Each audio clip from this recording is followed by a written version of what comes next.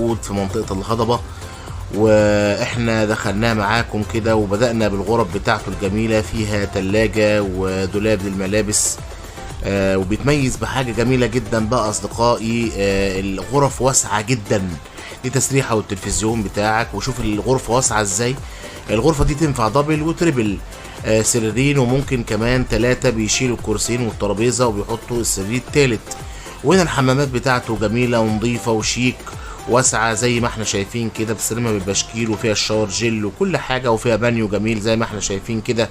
الاطلالات جميلة جدا على البسينات وعلى الحمامات السباحة وعلى البحر. كل ده الغرف شايفاه زي ما احنا شايفين كده، لان الغرف والشالات على هضبة عالية، فالارضي من اول الارضي والاول والتاني بيبقوا شايفين البسينات والمنظر الجميل اللي احنا شايفينه ده، البسينات والاكوا، وبعديها على طول